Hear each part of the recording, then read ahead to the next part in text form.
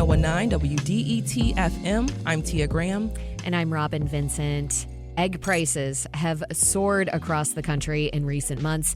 In Michigan, we're feeling the pain too, with the average price of a dozen eggs hovering at $5. Now, inflation is one factor, and a few other issues are also at play. One is the bird flu. It's compromised commercial flocks statewide. Another reason is a new law that requires all eggs sold in Michigan to be cage-free. The steep cost of this staple grocery item, Robin, was central to President Trump's campaign. He pledged to make things like groceries more affordable for the average American. But what kind of power does he really have to do that? Here to discuss the economic landscape of eggs, groceries, and inflation more broadly is Kevin Cotter. He's the chair of the Department of Economics at Wayne State University. Professor Cotter, welcome to the Metro. Thank you. Happy to be here. Of course. So let's begin with the prices of groceries in general, which have been on the rise for quite some time now. When did we really start seeing grocery prices soar? Well, grocery prices started soaring. Well, prices overall started soaring shortly after the pandemic wound down in 2021 because supply chains, this was a worldwide phenomenon. Supply chains were disrupted because work patterns had changed. If say there was a COVID outbreak in one part of the supply chain, that would disrupt production overall and create shortages. And like I said, this was a worldwide phenomenon, and it certainly affected grocery price. Grocery prices were largely affected by the cost of transportation, trucking and shipping groceries places, and that was disrupted by COVID. So can you safely say, or in your opinion, have we recovered from that yet? Well, temporarily we recovered. Certainly inflation slowed down dramatically in the past 18 months or so. Prices were going up about 9-10% a year. Now price increases are under 3% annually. And the rate of inflation hit a 40-year high back in 2022. What does the inflation rate look like now, and what does it mean for us at the grocery checkout line? Well, the good news is inflation is under 3%, about 2.6%, if I recall. Grocery prices overall have been going up by even less. Of course, we could talk. Of course, eggs are a special case, but but overall, inflation at the supermarket has greatly diminished. Now let's get into the egg special case here because they're such a staple in American kitchens. We mentioned some of the factors that have raised a lot of costs. The bird flu and Michigan's new law requiring all grocers to sell cage-free eggs. What else is contributing to these higher prices? Well, a big factor is that certainly what cage-free eggs does is to make eggs more expensive, and the bird flu has made eggs in short supply. So then, when things in short supply, what sellers do is they raise prices because they can. Now, if say there was a beef shortage and beef producers raised the price of beef, then what consumers would do is they would switch to buying chicken or pork. But so in other words, the availability of substitutes for beef limits how much beef prices can go up. But with eggs, there's no substitute for eggs. I mean, if you need eggs in a cake recipe, nothing else will do. So when egg producers raise the price of eggs, consumers are stuck. They just have to take that price increase, and that makes it easier for egg. So egg prices go up quite a bit more when there's a shortage. So is it safe to say that the egg prices that we're seeing right now, the rise of egg prices, cannot necessarily be tied to inflation? Necessarily? No. I mean, there's a special set of factors when it comes to eggs. One is that there aren't really substitutes for eggs. Another one is bird flu has become more prevalent. The current strain of bird flu that's been going around seems to be more serious than bird flu has been around a long time, of course, but the current strain has been affecting flocks more than in the past. Also, there's evidence that The problem is bird flu is typically transmitted by wild birds, ducks, geese, and so on. And with wetlands drying up because of climate change, these birds are more likely to be in, farm areas or more populated areas where they can infect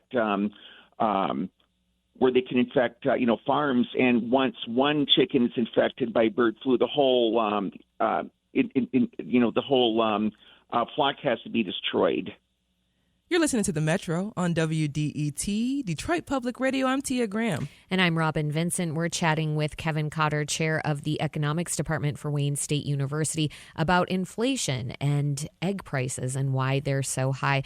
Professor Cotter, you just invoked climate change during a discussion about inflation and economics, and it has me wondering how much climate change is figuring into the work that you're doing in the economics realm, how often you're thinking about that, talking about that, and teaching about the links right now between our economy and climate change.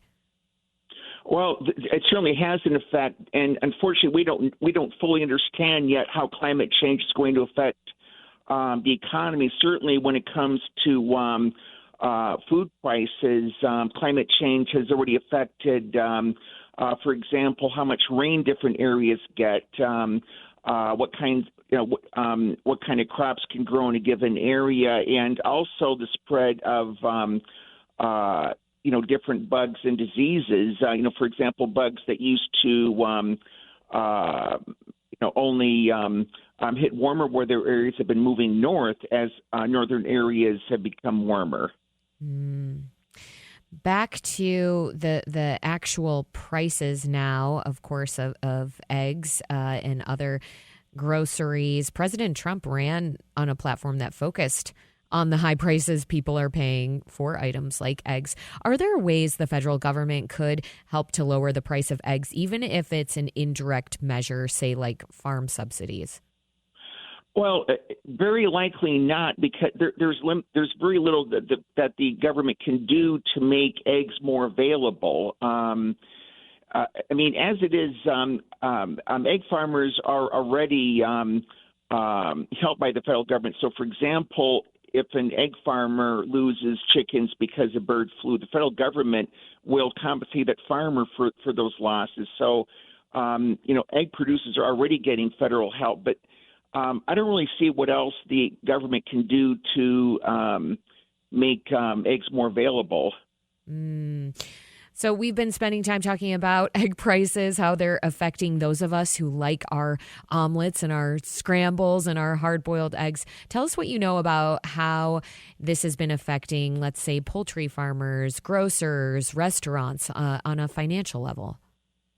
Well, it's the fact that eggs are such an important item in just about every part of food culture.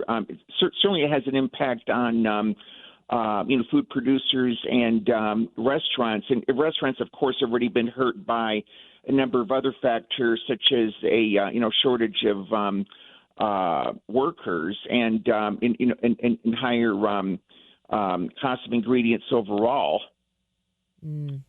Okay. And last one for you here, the economic health of Michigan. I'm just curious, since we have an economist of high esteem like yourself on the show, give us your assessment right now. How are things looking overall, let's say in just 30 seconds, when it comes to Michigan's economy more broadly?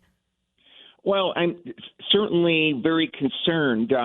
Obviously, Michigan is still heavily dependent on the automobile industry, and some of Trump's proposed trade policies, such as imposing tariffs on Canada and Mexico, would seriously disrupt the auto industry, because our major automakers depend on being to be able to produce parts in these different countries and shipping them back and forth across borders, and disrupting that is going to significantly raise the cost of making automobiles, which I suspect will hurt the Michigan economy, quite a bit.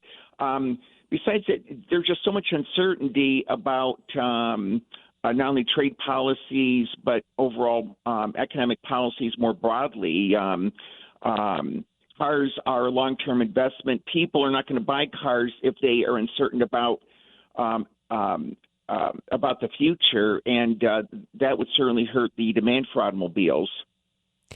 Kevin Cotter is chair of the economics department at Wayne State University. Professor Cotter, thank you so much for joining us on the Metro.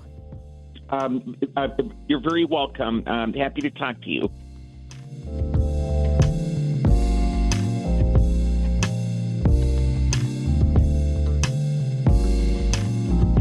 Coming up at 11, President Trump has already started eliminating DEI efforts at the federal level.